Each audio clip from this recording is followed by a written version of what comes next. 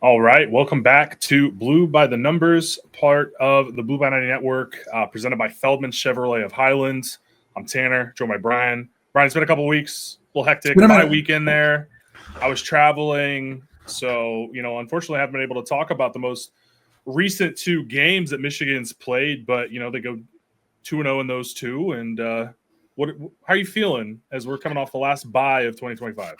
I mean, I feel like I probably feel a lot like most of the fan base, right? Like we were hoping this last game that we'd come in against Purdue, one of the worst, if not the worst team in the Big Ten, and we'd show kind of everything that we've been hoping to see, and that Bryce would throw it all over the yard, and we'd see some progression, and we'd run away, and we'd see some backups making some big plays, and it just wasn't that. And you know, the overreaction would be like, "Oh my gosh, it's a huge regression and a disappointment." A pragmatic way to look at it would be like, tough games happen on the road. They happen. They're part of every championship team that's ever happened. And so I'm a little uncertain about kind of who this team is, what they are, and what we're going to be looking at these last few weeks. But I mean, I think what they are is Michigan football. yeah, I mean, the running game, the offensive line. I mean, they ran for over the last couple weeks. I mean, they've been very efficient in the run game. 253 yards against Purdue. 276 against Michigan State. Jordan Marshall has emerged to what we thought he would be, and I think with those additional carries and the additional responsibility for him with Justice Haynes' injury, he has been as advertised. And I think a lot of people compared him to Blake Corum as a recruit, and I don't know if he's exactly that, but man, he's got some of that in him. He's falling forward. He's getting you to 2nd and 5, maybe when another running back might be 2nd and 8. I think the run game as a whole, with all the components, the offensive line, Jordan Marshall, Bryce Underwood's been involved in the run game on scrambles, more so than design runs, but that's still getting you some yardage. It feels like a Michigan football team. And there's some things in the pass game that you'd like to see some improvement on. But at the same time, with the true freshman quarterback, not all growth is going to be linear. Like it's going to be up and down, just like life, right? Like you think when you're younger, you think it's just going to be a straight line up, and that's not always the reality. So I think after the first bye week in 2025, I thought Underwood made some strides and had some of his best games after that. I think if that happens again, Michigan's certainly contending for a spot in the playoffs. Yeah, what's funny is as you're talking, you made me think of something. Is there's been so much emphasis by everyone on Bryce and the passing game and the wide receivers. And because that hasn't materialized to the extent that we'd like to see it, it seems like a disappointment. But just imagine a world where that was humming, that Bryce was lighting it up, our receivers were lighting it up, but the run game just wasn't there. We could blame it on Justice Haynes being banged up and not having a lot of depth, and we weren't running the ball like we have. And our defense has been pretty stout. And if that took a step or two back after losing Mason Graham and Will Johnson and all the guys, it wouldn't be a thing. So just imagine the score differential in all our games were identical to what they were, but the makeup was different. The passing game was, top level, running game was weak, defense was weak. Would the sentiment among the fan base be the same? I wonder. You know what I mean? Yeah. I mean, there's a lot to like about the defensive performances the last couple of weeks, and really since the USC game, the defense has tightened up. And then look, we're always looking down the road to the last game of the year, and Ohio State is coming to town. I mean, it's November 11th, 18 days out from that. It comes up on you quick. And so, they beat Purdue 34-10, and that's what's important. But when you look at it, funny enough, Purdue averaged 4.2 yards per play against Ohio State. They did the same against Michigan. Ohio State averaged 6.2 yards per play on offense. Michigan averaged 6.5. So, obviously the scores are different, and Michigan had some self-inflicted wounds that kept that game looking closer than it actually was. And obviously you've got to convert. You can't just put up yards. That doesn't convert. That doesn't, translate to points. So you got to be better in the red zone. You got to take care of the football. Got to make better decisions. But ultimately, I think there's some really good things to take away, especially from the Purdue game, when it comes to that offensive line. And I've really liked what I've seen out of the younger guys. They're playing very well. I think Blake Frazier, man, when he puts on some weight, like this is going to be a competitive fall camp in 2026 with all these guys, with Babalola coming back from injury, Evan Link coming back. Like, there's just going to be a lot of competition for these 5 spots. And I think that's a lot better than where it was, maybe last year when you lose all those seniors and you don't have the talent to backfill. Sharon has done a great job of addressing that. Some of the guys that they've brought in, like Andrew Sprague, I've been excited about since the moment that I kind of watched his film as a recruit. And you're seeing it, right? Mm-hmm. Guarnera, Michigan has done a really good job on their center evaluations. And as you know, centers aren't always the guys that are going to be ranked in the top 300 or top, 150.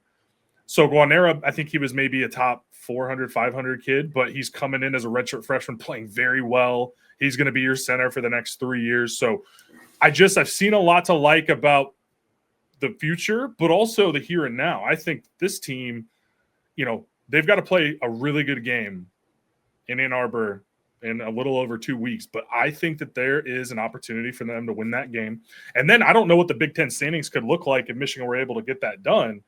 But you either go to the Big Ten championship or you basically lock yourself in the playoff. I think the Big Ten championship might actually hurt Michigan, which is the dumbest thing in the world when it comes to college football. Yeah. I don't understand that at all.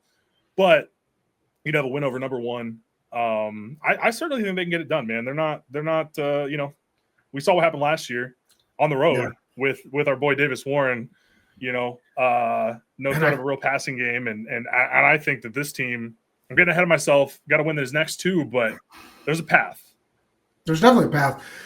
I think one of the things that plays in our favor is that Ohio State's killing everybody. Like, it seems like I've seen a couple of Ohio State talking heads, out there saying how the season's been sort of boring because, they haven't, there hasn't been a game where the outcome is in doubt. And Ryan Day has played pretty conservative, slowing things down. If Jeremiah Smith was catching 300 yards a game and, they were going crazy, but Ryan Day hasn't been doing that. So it's been kind of a boring game for them. I think the potential positive of that for us is, we take him into deep water, as they say, and he's got to come and play in the big house and make that game ugly. They haven't been tested all year. And so how do they respond if you haven't been tested? I mean, the benefit of having an ugly game against Purdue is that your starters run the fourth quarter with some care in them out there, you know what I mean? And some have to. They haven't had that have to. Like, we got to get this third down or we're in serious trouble, or we have to get this stop or we're in trouble. Julian Sayin hasn't had a pass Julian Sayin hasn't had a pass this season where the game was on the line, not one in his career, as he had a pass or a play where he knew the game was on the line with. And if Michigan can get off to a good start and take that game late and put them in scenarios that they haven't faced all year, that's where we give ourselves a chance. I mean, they do seem like the best team in football right now. I mean, they seem outstanding. They've done, as much as it pains me to say that, I mean, they've put together a monster. They're so good. Yeah, it's a very good team. To your point, they've not really been tested. I mean, Sayin's completed 81% of his passes. He's been sacked 5 times in 9 games. Mm-hmm. So yeah, it's one of those things where they're very good, but it's a rivalry game, and as corny as it is, this is probably where the saying "throw the records out" really came from. I mean, even during Michigan's down years, they were always there were last season we were horrible. Right. We throw out Davis Warren out there, right? Yeah, when they were in the midst of that losing streak, there were some tight games. The same in the 90s, right? Mm-hmm. With Michigan, Ohio State, when Ohio State was on its losing streak. So, I think even when Michigan was, you look at like 2017, you look at 2013, even 2014 was tied, and I think going into the 4th, and then it just got blown wide open. So you have a history recently of this game where it is extremely close, and it is going to be extremely physical. And I'm very excited for that one. It's going to be a fun, hopefully cold and snowy day in Ann Arbor. We got some of that weather up here, and I'm looking out at some white snow right now. So, but yeah, I think there's some positives to take from the last couple of games. And, in the moment, maybe hard to think that. I certainly am an emotional watcher, and my emotions swing like a pendulum from good to bad, depending on what happens. I live by every play. So, but I'm very excited about the next 3 weeks, especially with this game at Wrigley coming up. Northwestern kept it a little close against USC in the first half, and then USC kind of pulled away. But I think this is certainly a very winnable game. And playing in Wrigley Field's got to be a pretty awesome Super experience. Cool. Yeah. What do you need to see these next couple of weeks? What does Michigan have to put on the field these next 2 weeks to give you and everyone else confidence that that game versus the Buckeyes, we give ourselves a chance? What do we need to see these next couple of weeks? I'd like to see some improvements on the special teams. It's a huge one. I mean, I'd like to see that. I thought Hollenbeck had a better game against Purdue. He had a couple nice kicks that you could actually see rotate and spin, with a spiral. There were some that were not great. Not as bad as the Purdue punter, though. Oh gosh, I was nice to have the better punter for a game. Yeah, I was sitting behind the tunnel. Had some really good seats, and courtesy of our friends over at the Graduate Hotel. Shout out to the team over there. But that was to my left, and I watched it, and I was like, that. I was looking up. I was like, that's gonna be out at like the 15-yard line. I think it was like the 9. I think it was like the 20. The official stopped very quickly. Yeah. So improvement on special teams. I mean, across the board, punting, kick returns, got to make better decisions. I mean, at this point, and I'm not going to turn this into a Samaj conversation, but we all know about the drops on offense and the issues there. I'm not sure how much I blame Samaj on the punt returns when Andrew Marsh is like doing the dumbest things possible on kick returns. That just seems like a coaching issue at this point. Totally with you. I don't get it. I don't know. It's been 2 years of this. You go from the entire Jim Harbaugh era having fantastic special teams, and this has been a staple of Michigan to basically be souped up Iowa, right? Because you have the special teams, you have the defense, and man, they just have been brutal the last year and a half. So need to see some improvements there. On the flip side, though, defense has been playing extremely well. I want to see Wink continue to be conservative with his keep running the base defense. I mean, obviously there's no Mason Graham or Kenneth Grant. We've talked about that all year, but Ohio State's not a team that really can rely on the run game to be very consistent for them and turn out yardage. They've rushed for like 4.5 yards an attempt this season. So I think if you're able to keep your best guys in there, I hope the reason they've been rotating all year long is so that Derek Moore and TJ Guy and Barham and Benny and whoever else that are kind of the leaders up front play 95% of the snaps. That's what I'm hoping that they're doing that for.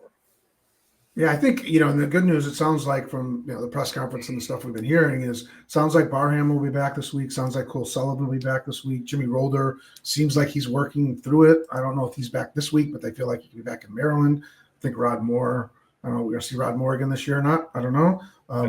Sean Moore said in this press conference he's working through a knee issue. So at least there was some transparency of what the issue is. But when he says he's working through it, I think Coach Moore is pretty transparent on the injury front in terms of, he gives signals of, hey, I think we're going to see this guy, and we see him. Or he says, I don't know. But the defense should be healthier than it's been in a minute.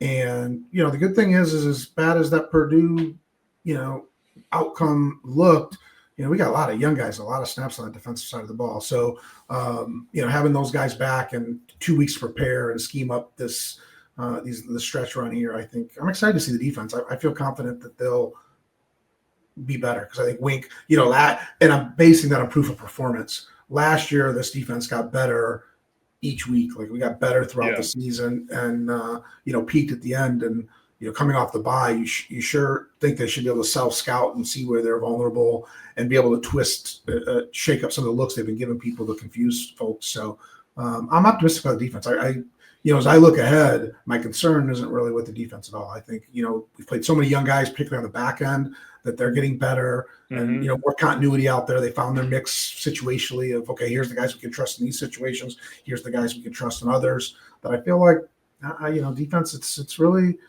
special teams, you hit on a really critical one because it's been the worst special teams year of my life. And then offense, we need to have a reliable passing attack. Yeah. Yeah. That was what I was going to kind of get to when it comes to the offense. I want to see, and I'm sure in the Ohio State game, there's going to be more Bryce designed runs and designed options for him to pull the ball when it's there. But yeah, I'd love to see them try to get him in a couple easy throws, get into rhythm over these next couple of weeks early in the game.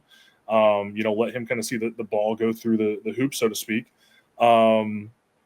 but yeah, I think, with the way the run game's been playing, if you're able to get some production on the ground against Ohio State, you're definitely looking to build off that in the play action game and incorporate, a way to get those linebackers sucked up a little bit and hit some stuff over the middle. That seems to be something Michigan hasn't done a lot of this year, is any sort of crossing routes or, any sort of levels concepts or any digs or mesh routes.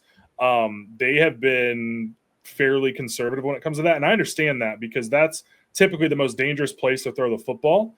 But, if you're able to have some success in the ground game, be able to run play action off of that, you may have some openings that allow you to get some chunk plays. So I just want to see Bryce feel comfortable. It doesn't feel like he's felt comfortable in a game since Washington. So I want to see him, and that was his best game of the year.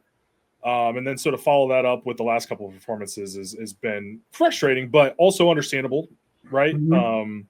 You see a lot of true freshmen struggle at quarterback. So I just think the experience he's had is invaluable, and I'm hoping that these next couple of games, by the time noon on November 29th rolls around, Bryce Underwood will have played and started 11 games at quarterback in college football. So, obviously he's still a true freshman at that point, doesn't have a whole offseason to – like he will going into his sophomore year, but essentially you're sophomore now. So we got to start making we got to start seeing some of those higher level decisions and throws from him. But I think you got to go all out on that one, right? I think one of the coaching points might be, hey, if you've got an opportunity to get a first down with your legs, just do it. Unless it's a wide open touchdown or wide open 25-yard plus gain, don't try to force something.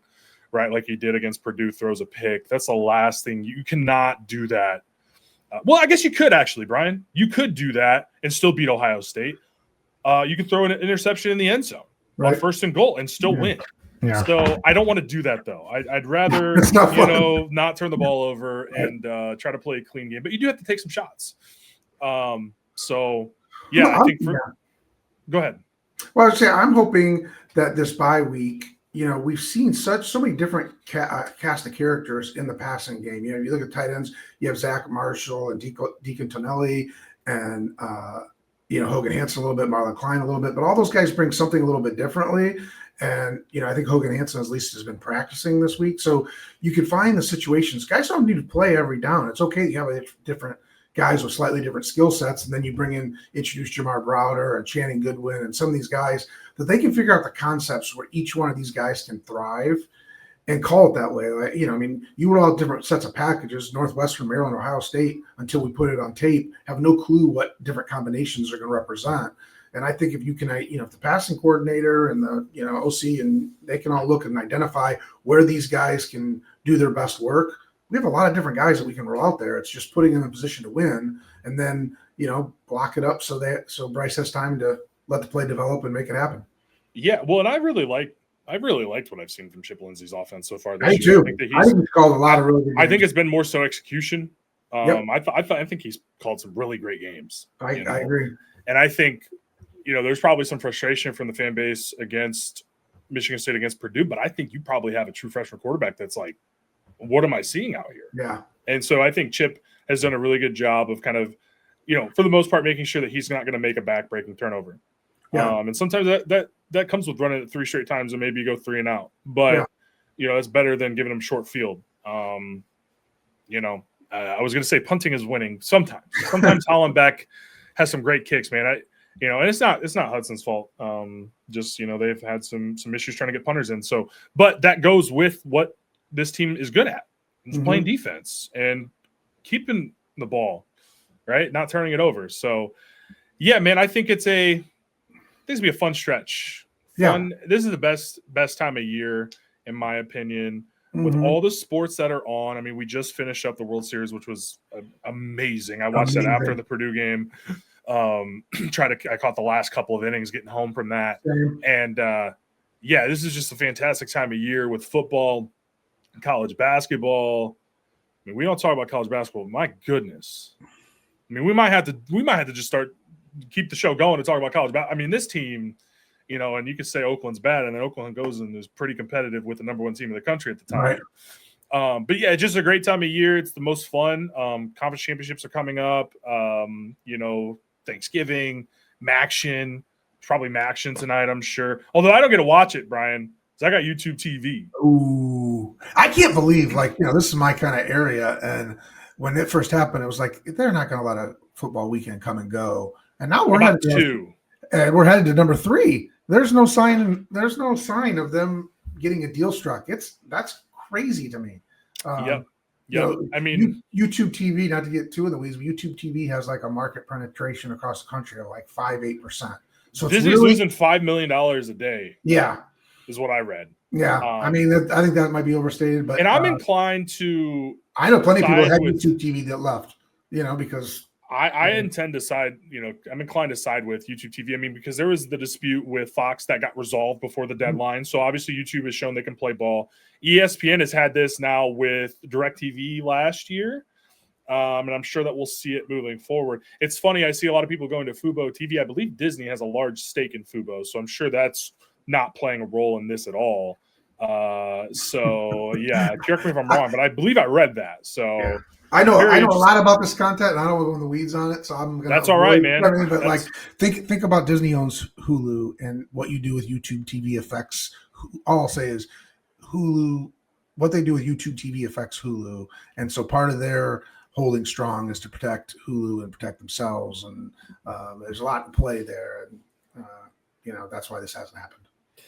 It's very interesting. So yeah, I mean, Maction's amazing, but unfortunately, so thank goodness that the basketball game is on FS1 tonight. Yes. Much prefer the experience on Fox anyways. So, but yeah, it's gonna be a good time of the year, man. I mean, we're not doing the normal recap into kind of the position by position stuff because we've just been out of sorts here. I've traveled for work. We've had, you had some stuff going on, so. I mean, what else do we want to kind of touch on here in terms of where we're at in the season, what we're looking to see more of? I mean, let me ask you this, Brian. What are your thoughts on the amount of rotation defensively that we've seen this year? I've loved it. I mean, it depends what your goal is, right? I think this staff knows they're not winning anything this year. You know what I mean? They want to win games, but I think they realize they don't have a team, that's set up. And when I look at the contributions across the field, I mean, it's been well documented that Michigan's the youngest power team in the country in terms of the percentage of snaps played by underclassmen. And so from that point of view, when I look ahead to 2026, 2027, it's like, yeah, bring it. Like, well, I play the 5th-year senior just to, get a little bit of advantage. The rotation, I love when you step back big picture. Has it hurt with continuity a little bit and getting comfortable? Probably. But even if we had much tighter rotation of players, do we beat USC? I mean, we got beat pretty good in that game. Do we beat Oklahoma? We got pretty beat in that game. And then the other games that have been close, we won them. So who cares? So I think, I get anyone that has a problem with it. I tend to look at it for looking ahead to 2026. They know who they have. Because let's face it, this roster, guys that have played minutes for us this season are going to be processed. You know what I mean? One way or the other, they're going to look for better situations, or the writing's going to be on the wall that they're behind 3 guys. So many of the guys that we've seen play and some that we really like are going to say goodbye. And so at least I feel like by playing all these guys, the team, the coaching staff have put themselves in an opportunity to evaluate it better in game situations. So from that standpoint, I have zero problem with it. Yeah, I don't know. I just think that you're seeing it just so often that it is causing issues on the field. I mean, there are times, in the drop off from Guy and Moore to Brant and Nichols is pretty substantial. And I think Nichols is a guy that I'm still excited about. He's in his 2nd year in the program. So, he's a guy that I think coming out of high school was a pretty big get for Michigan and still very excited about his future. I think Brant has really struggled at times. And so I just wonder now with the linebackers, that's obviously a different situation because Rolder's out, Sullivan's out. Bowles gets 43 snaps, and I think that was probably very valuable for him. Owusu Boateng gets 25 snaps in this game. I mean, it was Owusu Boateng and Chase Taylor on, I believe, that 4th and 1 at midfield that they got to stop on, and you're just like, okay. I mean, I would prefer to have Ernie in there, right? Like you want your senior, but they made some plays. I guess I don't understand necessarily the amount of snaps for Caleb Anderson because he's a Mhm. 1-year portal guy, right? I don't know. I just feel like if we're going to play anybody, I see Shamari Earls, Yeah, agreed. right? The linebackers, when you Or watch that Dotson. game, yeah, they looked Yeah, lost. They looked. I mean, when you watched it again, that's and a you tough. watched, That's a really they like. looked lost out Well, there. they say when they say they're the quarterback of the defense, they're not lying, right? They're the guys with the green dots. They're the guys that are getting the plays, getting everyone set, and so we saw that with Junior Colson. I mean, even as a Junior Colson was out of place sometimes. But it just takes a while. No, not everybody's Devin Bush, Right. That comes in, immediately gets it. His dad played in the NFL, dad played at Florida State, right? Like that's just not how every linebacker comes in. So, Right. So a lot to be excited about. And if I think, they're talking about Chase Taylor the same way they've been talking about Cole Solomon last year, right? Like coming in underranked, a guy that's got a lot of upside, a lot of ability. So a lot to like in terms of some of these young guys that are playing. So I do understand it from a certain point, but like when there's like third and fourth year guys that are playing and just making mistakes, it's like, are they going to be that much of a contributor in 2026 or 2027? That's where I'm like, I don't necessarily That's valid. understand. That's valid. Yeah. I see. There's where I would be totally contradicting myself if I said, yeah, that makes sense. Like, play Boateng and Chase Taylor all you want. Playing Caleb Anderson. Yeah, I mean, I guess maybe the one thing I would say about Caleb Anderson is I don't feel like, we have a lot of depth at safety and nickel. I don't think we have a lot of depth in cover guys that if you had to be on an island in coverage. And, one of the descriptions of Caleb Anderson when he came here was that he was good in man coverage and was good in press man. And so I think putting him out there, when you look at all the talent we have in that secondary, if Hill got hurt and we needed someone to really be on an island out there, like they put him on, he may be best suited, particularly heading to Ohio State. So if you think of it from that lens, and to see him in game time action against higher level competition than he was playing, I guess that makes sense because, I don't know. I'm trying to, glass half full on that one, but he also played for Lamar Morgan at Louisiana. Obviously there's that connection. Yep. And maybe there's some kind of relationship there that he's trying to do the best he can for his guy because he convinced him to come here. And probably they both envisioned a bigger role for him, and that just hasn't materialized. And so maybe there's some loyalty there that he feels like, hey, the guy transferred here when he could have transferred a lot of places and give him some opportunity. That's I hadn't really considered that. That makes sense. And I don't know if Anderson's as good as Amir Hall, but we saw Amir Hall make a huge play against Ohio State, and he had, I believe, an interception against Northwestern the week before last year. So. I mean, I can see both sides to your point too. I don't want to, straddle the fence here, so to speak, but I do think that there is some valid criticism, but also some valid reasons as to why you would have as much rotation as you do. But I'm, again, against Ohio State, I do not care about anything but that game for 3.5 hours at noon on Saturday, November 29th. That's all I care about. I don't care about the future. I don't care about anything else that's happened in the season. So I hope that the coaches have that same, and I know they will. But I don't want to see Derek Moore come off the field. I don't want to see Barham, Houseman, Jair. I don't want to see any of those guys come off the field. Co-signed, buddy. I'm right there with you. Like, play your best dogs, your best situation. Don't worry about rest. Lay it all out there, and Yep. Don't go home that night wishing you to capture better guys on the field longer. Like, don't have that be the reason that things don't go well. Can't take them with you, right? Like, it's not like a redshirt situation. Like, you got to play them. You got to play them.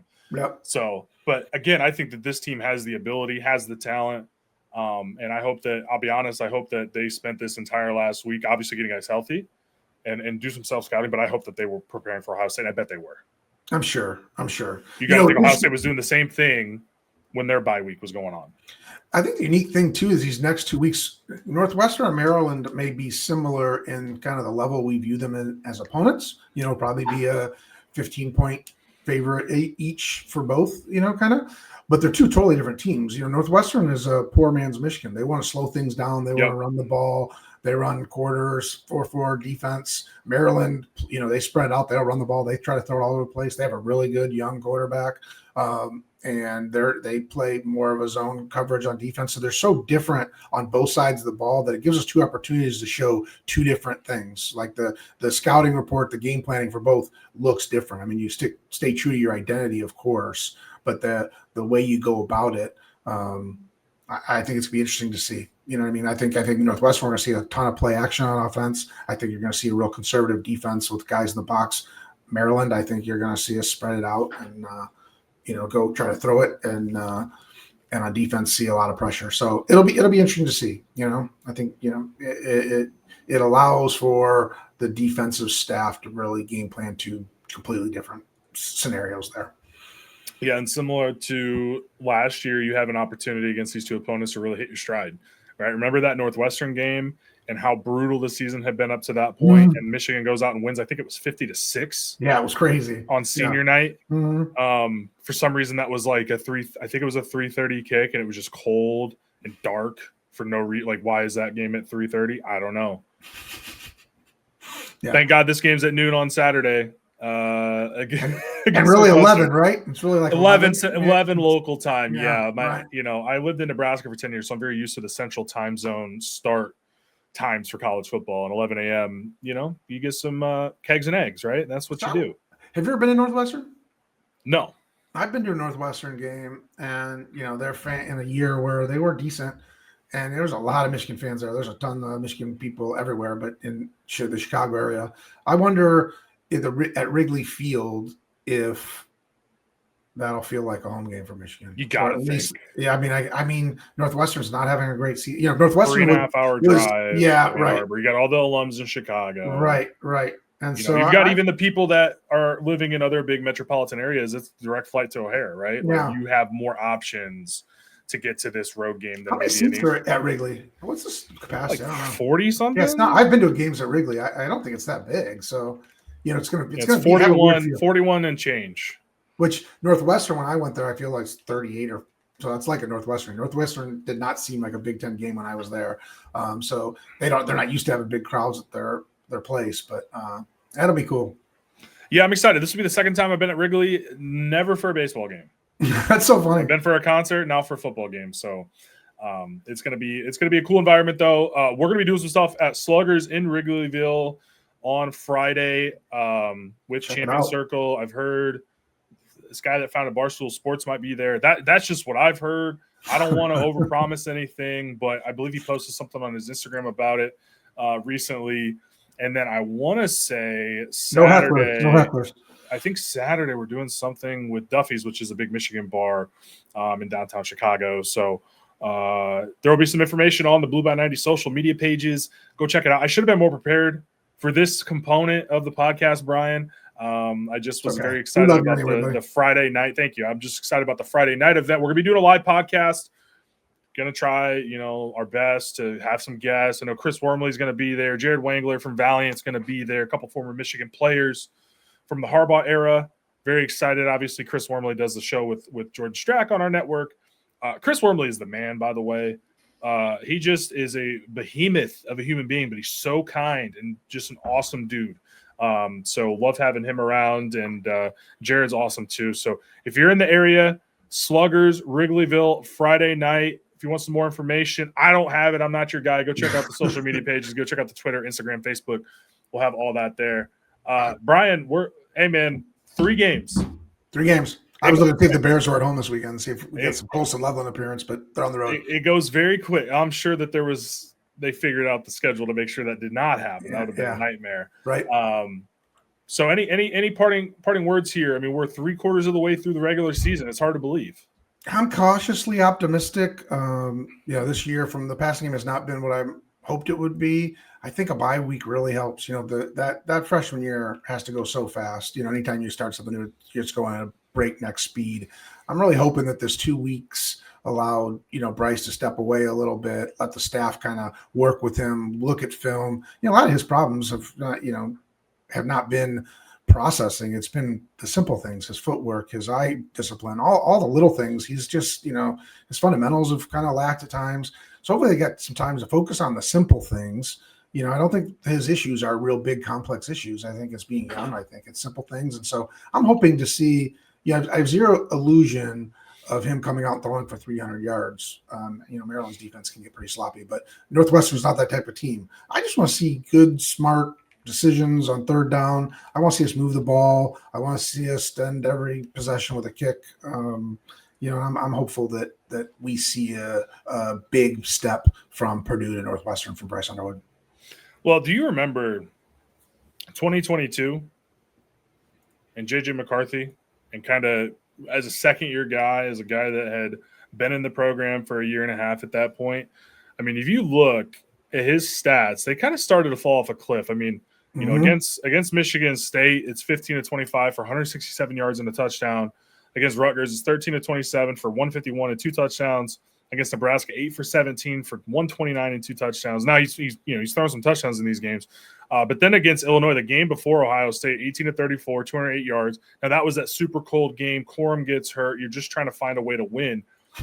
But then, you go and the completion percentage isn't there, but 12 for 24, 263, 3 touchdowns, 6 for 27 on the ground, and a rushing touchdown in the show as a sophomore. Right. Yeah. So it's there, but right. And you can turn that around. And I think most people will probably look pretty fondly on that 2022 season, and even looking at JJ McCarthy without looking at the set, but yeah, he played pretty good. Yeah. That's because of what he did in the last game of the year. Mm-hmm. Right. Yeah. And so you can turn it around. You can continue to make those improvements as a quarterback, especially when you're in your first year. I mean, JJ was in his second year. Right. That's a good point. And then when you look at what JJ did from sophomore to junior year, that's where it really turned on a little bit. But yeah, I mean, Bryce isn't, I don't think is probably not going to end up close to where JJ was in terms of passing yards that game that year. But JJ was 64%. Bryce so far this year, 60% on 60% on the dot. So I just am saying all that because we've seen it happen with young quarterbacks being able to go into the Ohio State game, make big plays, win a game. Mm-hmm. Yeah, it's all right there. And if it's not there, his future is very bright. Cheap reminding people they got all doom and gloom. Like, this team's really young, and next year they're not going to be so young with a ton of experience. So, oh man, I know you don't want to hear that. You're just I'm ready. The next 3 weeks. Look, I think in the big picture, but my heart is with these next 3 games. Of course. So I want to win every single game. And again, you have a chance to get to 10-2. And if you don't beat Ohio State, you can beat anybody in the country, right? Yeah, so then, no. Let's get to the playoffs. Let's see what happens. That would be amazing. Mm-hmm. So we've got 3 more weeks, maybe 4, and then we'll see what happens. We'll be here for the whole ride either way. I'm excited, man. Well, Brian, it's great to see you again. I appreciate you hopping on with us. Thank you so much to Feldman Chevrolet of Highland. Just fantastic partners. We'll be tailgating one last time at our spot on South Main, just northwest of the Big House, right next to the Maize and Blue House there on Main Street. And they always bring out some phenomenal looking vehicles. And I always ask the sticker, and then I walk away. I don't need a $77,000 2500 Silverado. But if you do, Feldman Chevrolet of Highland's going to hook you up. They've got some great deals on used vehicles, certified pre-owned, all that stuff. Their lot has a lot of cool stuff in it. A lot of Corvettes, Camaros, if you want to go that route. Although maybe not the time to buy one right now with all the snow. But the trucks, they're evergreen. So thank you so much to Feldman. Thank you to Woodson Whiskey as well. Love having them at the tailgate. The products are just phenomenal. Shout out to Charles Woodson. What a guy. Just still can't believe we had him on our podcast, man. So cool. I'm rambling at this point, but I'm fired up now. It's Tuesday, but I'm ready for Saturday, and I'm ready for the next 3 games. So Brian, thank you so much for hopping on. For us, you can follow us on Twitter, Instagram, Facebook, Blue by 90 and blueby90.com. We appreciate you. Go Blue. Go Blue.